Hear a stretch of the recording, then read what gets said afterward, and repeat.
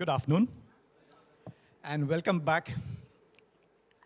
I'm sure after a sumptuous lunch now, you are hungry for more gyan. We do realize that some of you have flights to catch. We'll make sure that we make up for the lost time. We have a very, very interesting topic, metrics that matter, measuring what drives business success. And considering that we are in a group of practitioners of business and HR excellence, we are going to look at success from a slightly larger perspective, sustainable business success.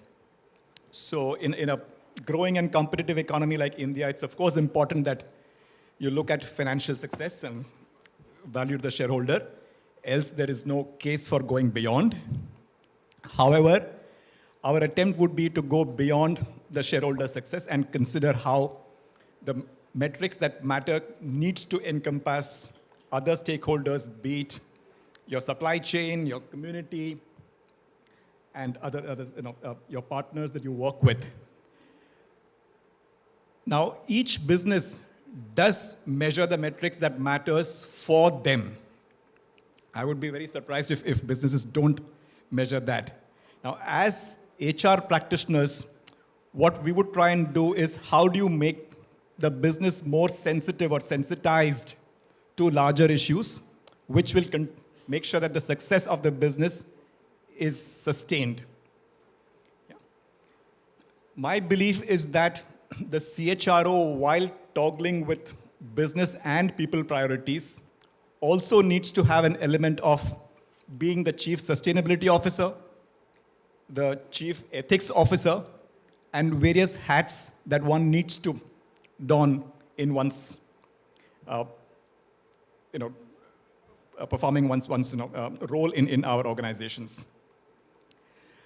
We have a panel which brings a variety of experience across various fields.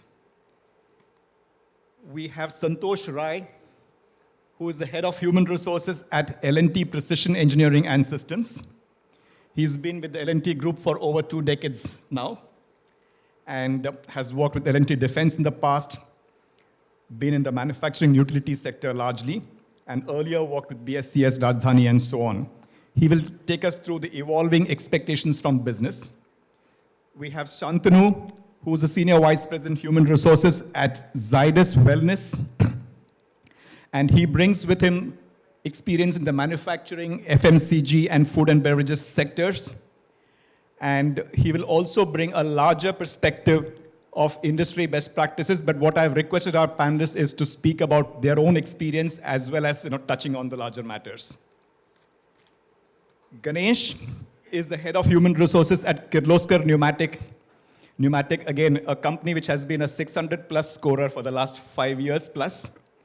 And Ganesh is somebody who's joined them as a management trainee, so he brings the unique perspective of not only having seen the organization evolve over the last 20 years, but also his own perspective from the management trainee level to where he is today as the head of human resources. And Anu brings in a very unique perspective as the Vice President, Global Organization Development, Culture, and People Experience. That's quite a mouthful. At Ensono. She's also a certified coach and an honorary doctorate in HR talent management, with previous experience in IBM, Accenture, Intel, and so on. So let me first begin by giving a brief of my own experience.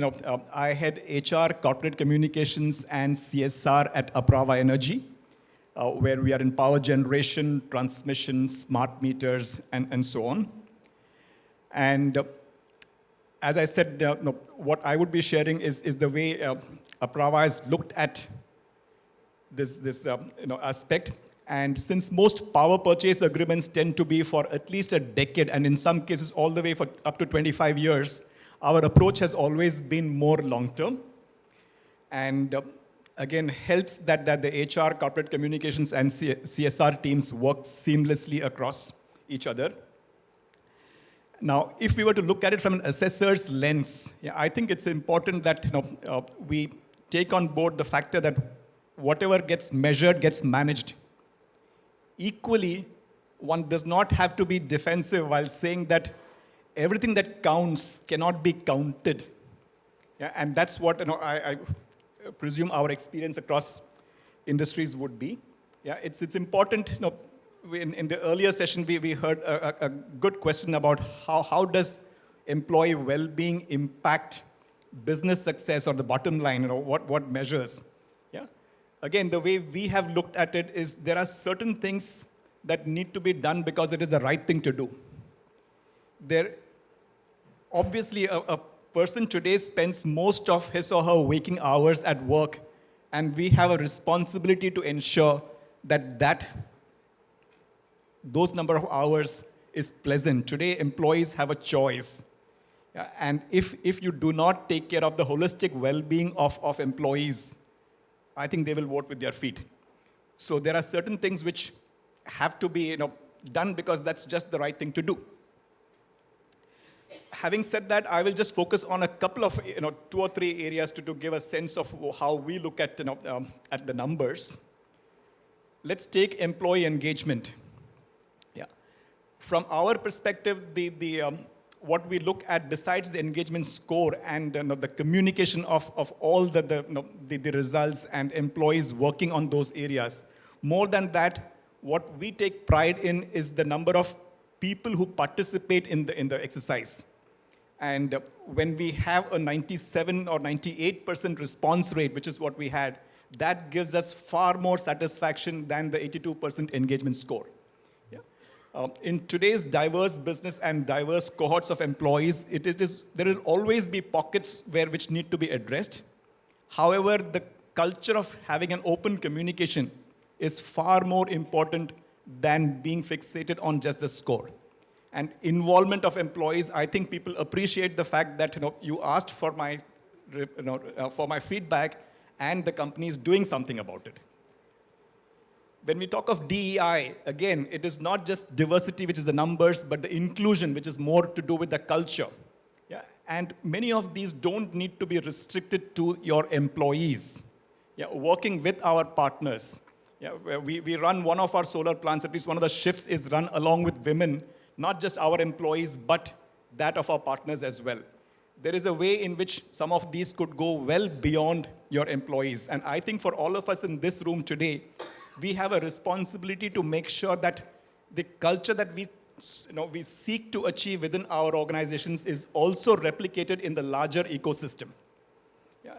Again, it has to be one of partnership. It is long-term. Many of these do not happen in a defined time frame.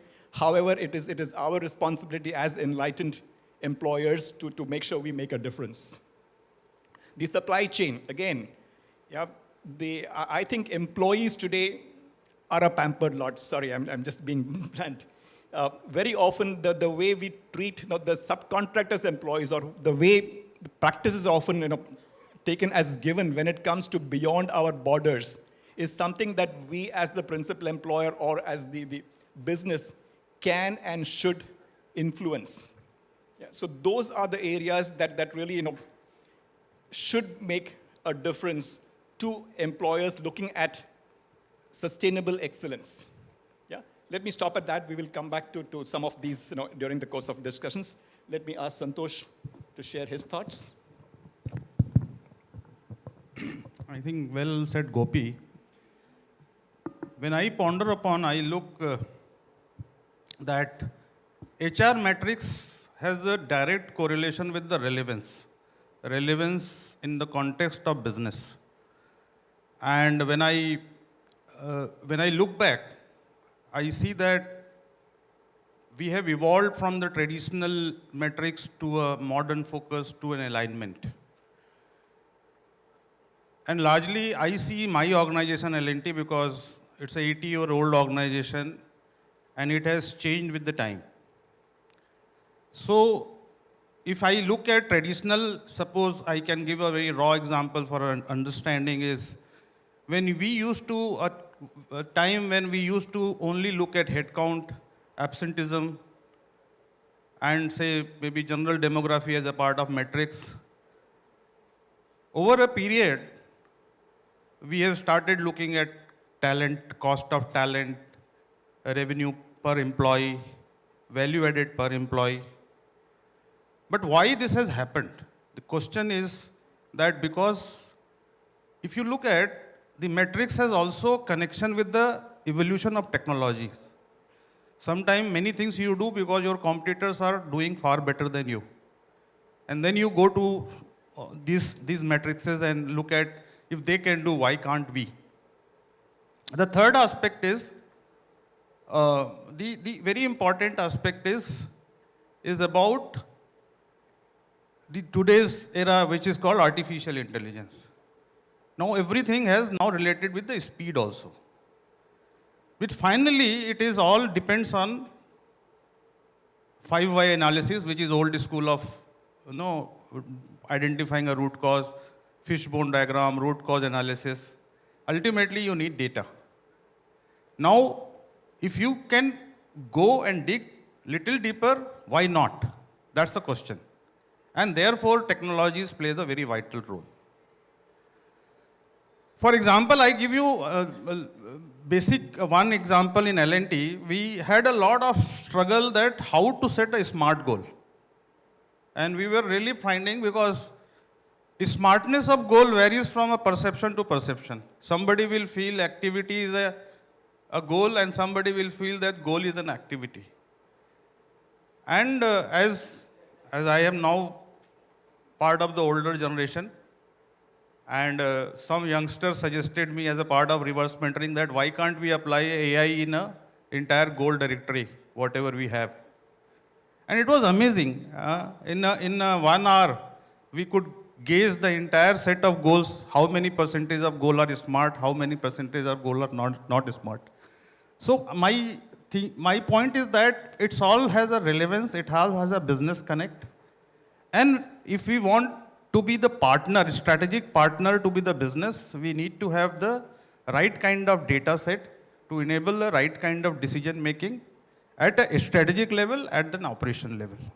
I think that is the very important relevance of the matrix. In L&T, we, as I said, we have evolved like gone are the days when we are looking for how many people we have hired. Today we are seeing that what is the turnaround time. The second, we are looking at what is the quality of hire. Now, how the quality of hire is, what is his performance rating versus others.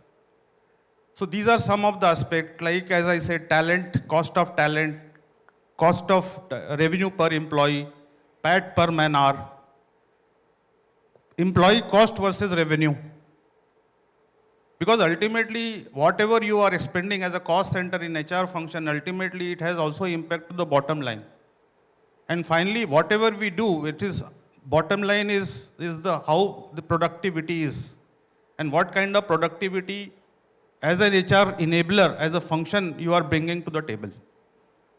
So this is what is the certain areas. We also engagement side, we are checking the mood score. Now mood score is something which is very dynamic. Every day we are getting a dashboard of mood score. And immediately a manager gets to comes to an action that if the mood score of his department is not good, something needs to be done. We also are going for a predictive analysis in terms of people to meet. The people to meet means these people who are most vulnerable and they can anytime leave the organization. So those are such data which is helping business to improve the performance, profitability, and giving us some sustainable competitive advantage to the business. Thank you, Santosh. Ganesh, could you go next?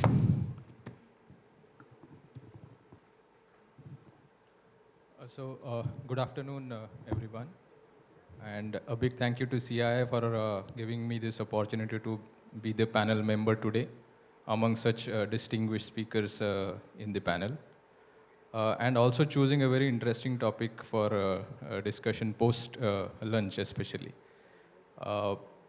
So when the topic got introduced to the panel, I was trying to understand how do I bring in the hands-on that has happened in my organization around this topic. So I feel measuring relevant HR metrics is an highly contextual thing.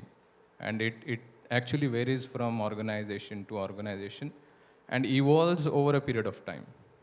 Let me share something hands-on which has worked with us in Kirloskar Pneumatic and has evolved again over a period of time. So we adopted the CI HR excellence model in the year 2017. And during the last 8 years, uh, we have evolved or developed a process uh, of formulating the HR strategy, which is absolutely in alignment with the business priorities. So there is a three-dimensional approach we have adopted, and which is again evolved through stakeholder engagement within the organization. So the dimension one is all about listening to the leadership, bringing in the outside-in perspective from the industry stalwarts. So just before we enter into our business planning exercise every year, we sit with the entire leadership of our organization, understand what are their priorities, and then we take inputs for the HR strategy from that level. Dimension two to the HR strategy formulation approach is internalizing the inputs, actionable, insightful inputs that we receive from our CIHR excellence assessment. So during the last 8 years, almost like 30 plus senior HR professionals have visited, and they have evaluated the HR business and people practices in our organization, and they have been really, really instrumental in taking our excellence journey in the organization. So we every year make it a point, what are the insightful actions that we have received from the excellence assessments. They become a part of our priorities for the upcoming year. The third and a very important dimension to the HR strategy formulation is listening to the most important stakeholder in the organization, which is our people. So what we do every year is, in the month of December, we conduct an HR dipstick survey. So this is a survey which is a very solid direct input to us from our employees. We allow them to rate us on 19 key HR processes in the organization, and a very qualitative feedback gets generated through this HR dipstick survey, which has also been recognized as one of the industry best practices over the years. And it has played an important role in shaping the HR today in Kirloskar Pneumatic. So that is a very important aspect. We then sit together, do a very critical analysis of all the inputs that we have received from the three important stakeholders. We then convert them into short-term, mid-term, and long-term goals for the HR strategy and the overall business outcome, business strategy of the organization. These projects are then assigned to employee groups. So there is a volunteering that happens from the employees in the businesses, and then they take these projects ahead in the organization. In this process, what have we benefited is that there has been a tremendous engagement, there has been tremendous amount of ownership, there has been tremendous amount of involvement from the employees towards taking the HR agenda ahead in the organization. So today, whatever we see in the HR, right from my working hours policy to deciding who becomes eligible for an higher education assistance program, is actually decided by a group of employees. And we are just the facilitators in the organization. So that has built a lot of confidence and trust in the organization. And with our commitment to the HR excellence model over the last 8 years, it has led to some benchmark achievements in the people practices. It has also led us to become the national benchmark in the National Employee Engagement Survey in the manufacturing sector over the last 3 cycles of the Employee Engagement Survey. And with our solid and strong commitment to the model, we have been successful in scoring in the prestigious band of 600 plus 5 times in a row during the last 7 years. So that has been the journey so far with the HCI HR excellence model. And it will continue to keep us going over the next phase of our journey. Why I'm elaborating on this is that this really allows us to remain relevant to the business and to the needs and expectations of our most important stakeholder, that is the employees, builds engagement in the organization and allows us to every year test ourselves year on year and allows us to take the excellence journey in the organization. So my take on this is that the HR metrics has to really evolve with the stakeholder engagement. It cannot be just picked up from the textbooks or from Google and we start measuring those metrics in the organization. So it has to evolve through extensive stakeholder engagement. What really matters to our stakeholder is very, very important. And then we start measuring them in a very meaningful way. And closing the loop is very, very important. So measuring and then acting upon it becomes absolutely important. That really builds the trust and confidence. So that's my quick take on the today's topic. And Thank you, Ganesh. Over to Anu. All right. I think very rightly said by Santosh and Ganesh. HR metrics that matter, but matter to whom, right? That's the core of what we're trying to get to. Definitely the board, our associates, and definitely the leadership. So just a little bit of context about us. We are a privately held organization by KKR as a group, right? And they 100% own us, of course. It's interesting that when we were taken over by KKR, their first ask was, apart from, of course, the business success, your revenues, and all of that that we generate, market expansion, etc., was track, monitor, and adhere to empathetic leadership. That is monitored and reported out at the board level. So that for us was a breath of fresh air. And if you even see all our designations, right, especially of us, people who are traditionally called HR, we don't call ourselves as Human Resources Group. We call ourselves as CPE, Culture and People Experience. So culture, which is nothing but how do we get to the results, the process of getting to the results, that is also monitored under the scanner. And that is so, so critical for us. Let me give us some examples, right? What do we mean by metrics? Can we measure, is there one metric for culture? I don't think so. You can't measure culture in one metric because it is woven into the fabric of the entire organization. Right from your hire to retire processes of people, right? How do we, let me give you examples of how do we measure this, right? And how we even report this out. Every time an employee, we ask, right? And most of us ask as interviewers, they say, hey, what made you join my company? Very generic question. There is a parameter and says, that also captures saying, hey, it's the culture of your organization. Aha, how did you get to know that? You know what? I was on Glassdoor, I was reading up the reviews. Your company seems like a great company to be with. So I'm there. That for me is a culture metric, right? Right from a hiring perspective. Like many other leaders said, talent engagement. We are very, very religious in the way we do dipsticks with regard to the health of the organization. When we say health, across everything, right? People, processes, technology, etc. Focusing on the people, Gallup for us is very, very big, like other leaders as well said in many organizations.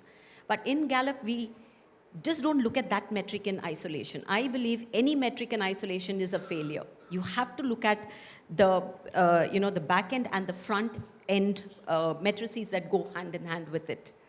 For example, when we look at Gallup scores, we deeper dive into it or we correlate to say, okay, if this is my group of managers who are doing phenomenally well, right? And for example, right, coming from world of learning and organization development, EI and EQ is a core competency across all levels that we've woven into. What is this group doing well? What are their competency scores? Is there a correlation to it? Or are some managers low in that? How do we kind of, bring that up? So you look at matrices never in silo, but as a continuum. That is when it kind of bridges the whole gap. Not just that, from the hire to retire, when we look at even the way we retire people, right? What is the reason you're leaving? And it's a very generic thing that all of us do, right? Exit interviews, incoming interviews, fresher interviews, and all of that. So culture for us is embedded into anything and everything that we do. It is about empathy, care, and respect. That's on the people side. I think we've taken it also to the beyond people side, which is the ESG, right? It's not just respect for and care for our people, but it's also for the environment that we work in, right? And for us, ESG is also very, very big. Examples of that, because it's an opportunity for every company, right? We should look at what are our sustainable and green initiatives that we are contributing to. We are a data centers organization and IT managed services managed organization. But even in that, for example, last year we found an opportunity to close down 2 data centers, physical data centers.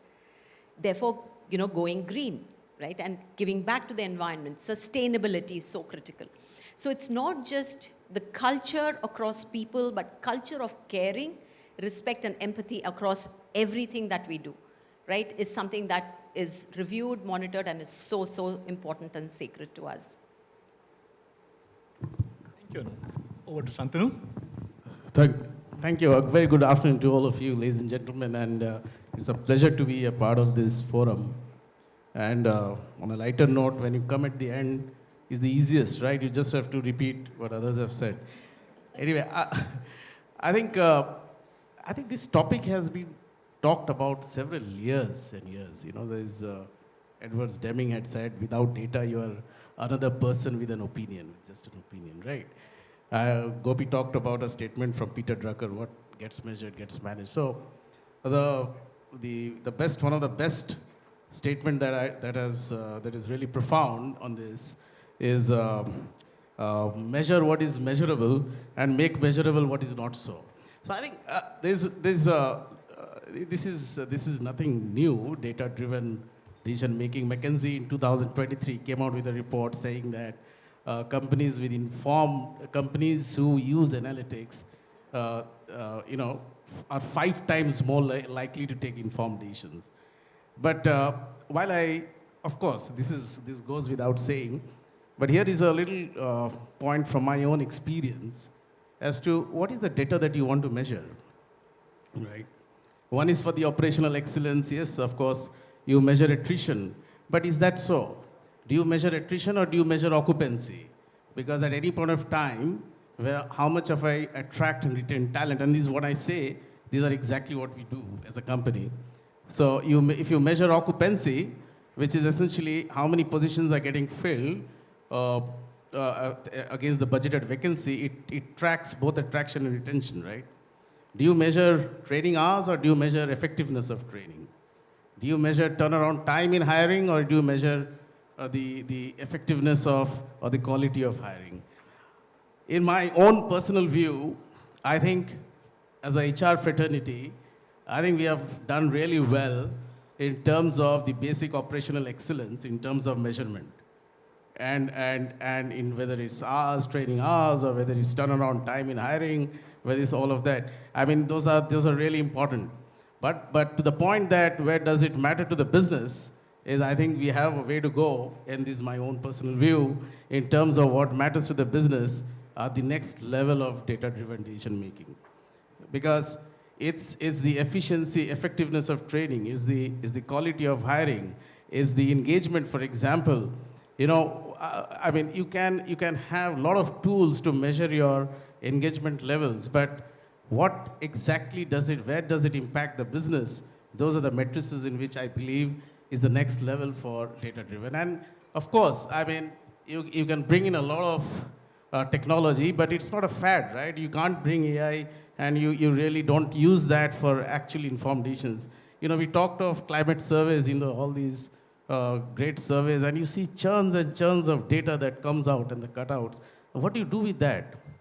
How do you bring it to a precise point of a point where you are actually the business is getting, where the business is, getting impacted in a positive way or even adversely, right? So my own sense is that, like, for example, another example is absenteeism, right? We talk of absenteeism. Of course, it's important to measure. But do I measure absenteeism or do I go to the next level? Do I measure productivity? Where is the emphasis? Now, this is where I believe the learning curve, or this is where I believe that we need to go. Having said that, there's one more point that I have, which is something from my own experience, that at times we do get overwhelmed with this data, right? It cannot replace the human touch. For example, you can have the best of, application tracker system or a recruitment model, but does it? I mean, the data comes out from there. It can help you in your hiring. But for me, even today, the human interaction with the candidate it's my own sense of that candidature or the role and my own ability to take a decision, that I personally believe should be retained. It's important to have the right balance between my, as a HR, as a people leader, to maintain the balance between the decisions coming out of data and the decisions coming out of your own experience, coming out of your own, your own ability to gauge. And that is where I believe there's a fundamental piece to arrive at a balance, right? I'll give an example. So for example, we have a mentoring, the program I think most of the companies have. There's a lot of these AI-based technology which helps the mentor-mentee to arrive at the questions or to arrive at the profiling and, before we go. But I cannot just rely only on that. And I'm not saying that we all do that. It's just that it enables me. But that quality of interaction between me and the mentee, or in both ways, is where, at best, these analytics, these measurement matrices can help. But it cannot supersede, is the fundamental point that I still believe, because the tenets of HR will remain the same. Performance management will remain performance management. Talent acquisition will remain talent acquisition. The good part is we are blessed, and the future generations will be further blessed, that this data-driven analytics, the tools that we have, is going to really enable us. But it should not supersede our own ability to take a decision basis our own experience and basis our own matrices. And here, so there are a lot of algorithms that we may generate. Please, this is my view, please use this as an enabler, but do not let it make your decision-making get overruled. So with this, I can maybe, this is my 2 cents. Thank you. Thank you. In order to make up for lost time, I'm going to make a slight change. Instead of the panel discussion, I will just summarize what we heard here and throw it open to you folks for questions. Yeah, we heard from Santosh the need for strategic and operational goals, focus on areas like value added per employee, cost of hire, and using of digital tools for making predictive analysis.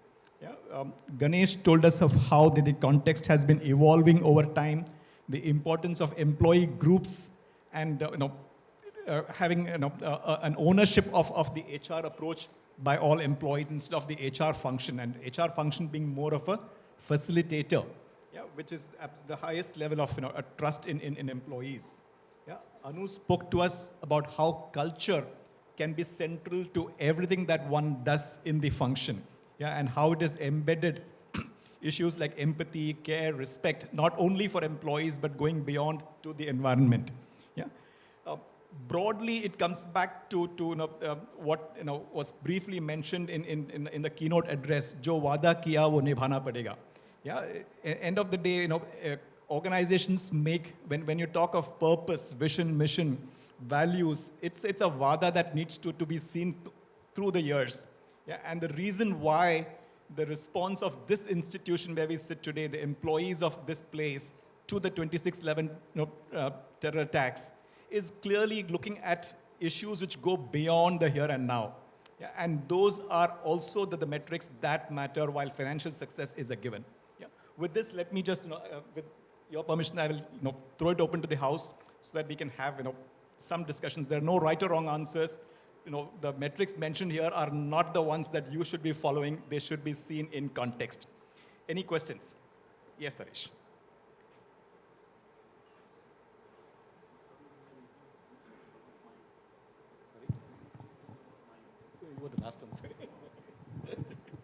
So my question is, yes. I'm Taresh Varshne from L&T. Any of the panel member can answer this. I think since morning we are hearing about HR in 2030, unprecedented times, and even Mentimeter throwed up the essence as flexibility and agility. So I would like to know some of the HR metrics that we measure for this agility and flexibility. What are some of those HR metrics that you are monitoring currently? See, any change, right? This occurs when there's a change or an inflection point, right? When there is a need to change or adapt or flex and move. That's when agility comes in as a key competency. So whenever there's change, right, there is always a success rate and a failure rate, right, in proportion, whatever it is. So some of the metrics, at least what comes to my mind is, or rather the core tenet is, fail safe, fail fast, rebound back fast, right? So that is always a metric. Every time there's a change, will it always be 100% success? Not guaranteed, right? There may be some delta slips here and there. That's okay. Risk appetite is another key metric, right? Is your organization able to absorb that risk, right? And without that, no change is possible. See, these are, I think, few key metrics, you know, the rate of failure, the amount of failure, risk appetite, and your bounce back time, right? How fast did you recover, right? Did you get back on the road, on track? I think those are all very key matrices, right, to gauge all of this. While those are very business metrics, what is it doing to the people who are delivering that, right? Is your engagement scores falling down? Right? Or are people leaving because of the stress in the system? All of those have to be looked at in conjunction. So there are ways to measure it, and it is not one-time event. It has to be a continuum to measure series of these to say, yes, the change has been successful, the organization is adapted, bounced back fast. I think several matrices that can indicate that is my view. I would also connect this to what Ganesh mentioned earlier. Yeah, your strategy itself needs to keep evolving. Yeah, so what worked for you, what was the right things to measure, say 5 years back, will not be what you would measure yourself against now. So the more you involve, the more you listen to people around you, not just your employees, but the larger ecosystem. I think today we manage ecosystems, and unless you involve them in the HR response, you know, that is really a true measure of flexibility and agility as well. Any more? Yeah. Yeah. My question is to Ganesh. Ganesh, you just mentioned about the continuing education policy, where employee also, take part in the decision making. How it is, you are doing in your organization? That's very interesting to know. So we instituted this policy almost 6 years ago. And what usually we do while framing a policy is that, as I explained, we involve our people to really frame the policy around a particular topic. So my message out of it was not deciding the exact eligibility case to case, but what are some of the eligibility criteria that one should have as a policy in the organization for becoming eligible for an higher education assistance scheme. So the entire policy was drafted by a group of employees, which was recommended to the organization, and then it's been running successfully over the past 6 months of time, 6 years of time. So, and a lot of people have all taken benefit of the higher education, especially the people who are on our shop floors. They really are the beneficiaries of the higher education assistance program. So played a very important role in upscaling the workforce, played a very important role in upgrading the skills in the organization over the past 6 years of time. So that was the message out of the policy framing. Yeah. The lady in the last row, yeah. Could we? Should I? Okay, we'll come back to you. Why don't you Thank start you. first? Yeah. I'm Papia from Ensono Technologies, so Anu's team, and this question to anyone who would like to take it. So traditionally, we talk a lot about return on investment, and we also call out that time is wealth. So at organization level, have we ever considered talking about the metrics, which is return on time investment? Is there any thought around that?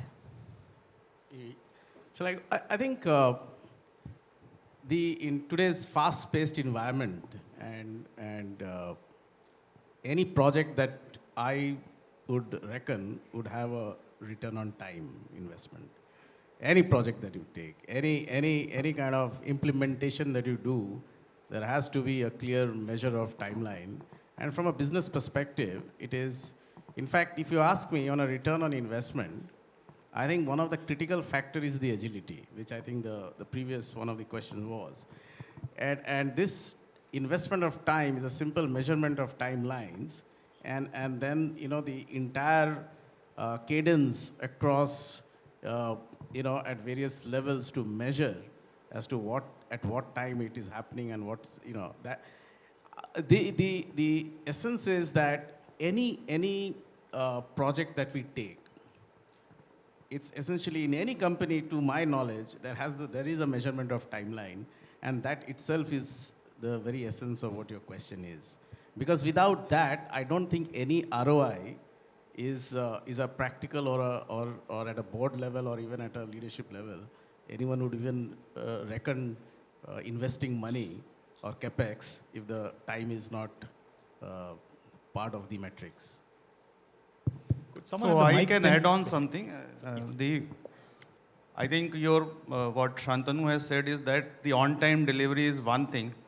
Recently, we are working on our culture charter, and majority of youngsters said that we do lot of meetings, and everybody, and how we measure the meeting effectiveness.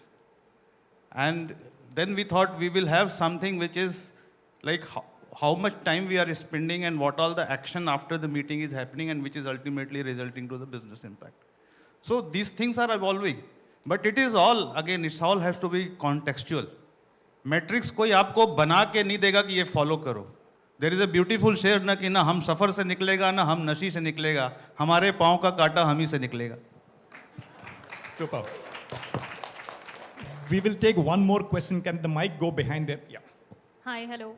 I'm Suhana from Sarkar, and I think the last Shairi did answer my question to some extent. But I wanted to understand that there are a lot of Gallup and engagement surveys which are mostly based on the opinion of the people on certain aspects. But are there certain other data points that you would suggest that one should start capturing? That I heard some of them, like performance rating to measure quality of hire, or turnaround time, number of days to measure. So something which is not opinion based, but other data points that you suggest that as a growing organization, one should start capturing it right now.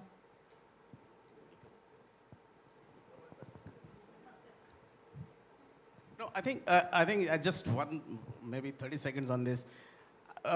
First is, the first point, my perception is my reality. So you may do n number of practices, but what people believe is what it is true for them, right? And there's a basic element of trust that people are saying what they believe is rightly felt so. So that element has to be there any which ways. But I do admire some of these surveys where they not only measure what people say, but they also have an element of what your cultural practices are, And I think a sum total of both is actually giving the right context. So there are a lot of these, I'm aware of these surveys where there's a lot of discussions that happen on what is your current practice. What happens is that this practice, whether it is getting translated to a perception that you want that employee to feel, that is where the people index happens, the people survey. So I think it's a combination of both is what makes the right decision in my view. So if I may add, performance measures have to be business specific. There are no standard ones. You should look at it in your context. However, perception matters, particularly the opinion surveys. It's what you do with it that really builds credibility. Yeah, so do you get back? What we do is a variation of what Ganesh said. We constitute employee work groups who are given the complete dump of what the EES tells you. And they have to help us in leadership team decipher what goes behind those surveys. So they end up having discussions with employees and coming back with recommended suggestions on actions, which the leadership team hears them out and tells them why, if something can be done, we do it. If something cannot be done, we explain to them why it cannot be done. So the culture of transparency and taking those opinions or perceptions seriously is what makes it more sustainable. No, I've I already mean, been getting sorry. signals. Yeah, just no doubt that perceptions do matter, and it is important. But my question was to understand that to also back it up with data at certain points, right? Is there certain metrics that can be measured on those aspects as well to combine with the perception data that we gather? I'm sorry. See, data is available across any front that we capture. It is the insights from the data. It's about making that data meaningful, is what I think we are talking about here. No, Right? I think, So- sorry. Please carry on. So I think, and like I think Shantanu rightly said, it's very contextual. Depends on what stage of growth your organization is. For example, if it's a growth organization, what will matter to you is your number of hires within 1 month, right? The cost of hire, et cetera, et cetera. If you've reached that peak and you're plateauing, then you start focusing on many other matrices that matter to you. So matrices will have to be in context with, at that stage, what is important to your business, what are you reporting out, and the success that matters. So. I just want to say, rely on your own internal feedback mechanism, right? You have your own way to reach out to people. You have your own way to talk to people. You have your own way to engage people. That itself is a very powerful data besides what is coming out. And that, please don't, this is my submission, as I was telling don't miss out that your own part, which is beyond the data, which is your own ability to read and your own organization. I would once again emphasize the need to connect the dots across various, your HR strategy has to connect with the business strategy. Yeah, and even within the parameters, look at how each one influences the other. Yeah, it's for those of you who also follow the business excellence model would probably understand that better. But the revised version of the HR excellence model does do justice to connecting the dots. That's a very important. Coming to that point, one of the transformative practice that we have evolved in Kirloskar Pneumatic is beyond surveys, we have introduced a concept called theme-based virtual roundtable session. So as Shantanu was saying that, can we reach out to our people directly to come out with what they really wish to see on a particular theme? So these are sessions which happen every quarter, and the themes are decided by the employees in that particular business. And then we throw this theme to the people in that particular business. They take some time to come out with ideas and suggestions. And there is a big open house session in presence of the entire leadership and all the colleagues in that particular function or in business. And a very open discussion happens on the suggested ideas around that theme. And those are again converted into actionable items, and a proper closed looping happens quarter on quarter. So that's another way of engaging with the stakeholders and understanding what really matters to the upcoming transformation that we are seeing in the organization. Thank you. I think we need to close at this. Some of us will be around. Yeah, we could continue the conversations, but thank you to all my fellow panel members and the audience. Thank you.